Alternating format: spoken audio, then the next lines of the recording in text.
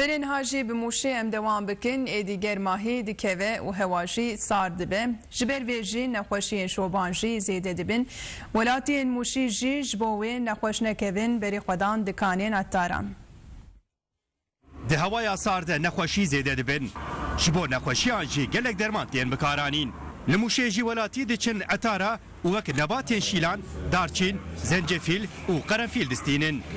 İsal jî demsala zivistanê dest pê kir hûdû hewayê berê xwe da zivistanê li Mûşê pîlê hewayê êdî hûdû dikeve niha em ba xwediyê dikanên derheqê rehekê de em ê jî bipirsin ka ji bo nexweşî şobê meriv çi bike tê baş bi tê meriv wî xeste nexweşiyê negire em ê jî bipirsin belê mamoste bixêr û xweşî hatin خودش ترازی به برایم وجه خیراتن her hevin saq bin ka em ji we bipirsin meriv çi bike tê mirû نخوشی شعبه نگیره و هیدو هواج سار ده هنزانن مرف تنه لیور هنه علاجان تکرن مرف چی بکتیم رو شعبه نگیره مرو yani genelde rahasiye merva Zıvistan'ı be yani evet. Genel itibariyle mesela ki cani merv şobe bu be ki cani ilacı merv kullanmış ki ona en rındevi bitkisel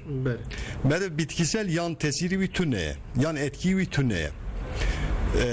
ez birayı kura vecim mesela merv şobe bu be ki cani mesela darçineye bame ev pırında artı havlucan heye zencefil heye ada çayı heye mesela ada çayı mervacı evci perbaşe merv kullanmış bir ke nar çiçeğici heye vana Zivistan'ı da perxaşın ولاتیجی ev dermanê nebata gelekî acibînin Em şeş meha havînê dibînin şeş meha zivistanê dibînin sermayê dibînin yani her zaman ji vê mehan şûn de hetanê dördüncü ay devamlı sermaye ولا زارو جی نخواشن پچوشی دی تم نخواشن عردینه ام خواشی نخواشه از بخو آنها نخواشم از این شب حتی بیاسبر را نکتمه بغازم تجیبیه عفدس برنه ماخ میشته به yani her taraf nexweşî çêbiye yalnız em hatin vêdera vî ilacê li vêdera ku me girtiye ixlamûr tarçîn zencefîl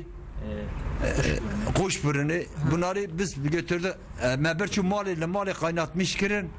me xweliye yani fayda wî ji me re çêbiye ana fayda wî ji ilacê doktora çêtir ji me re divê mirov hertim dermanên wisa bikarbîne û li hemberî nexweşiyan jî baldar be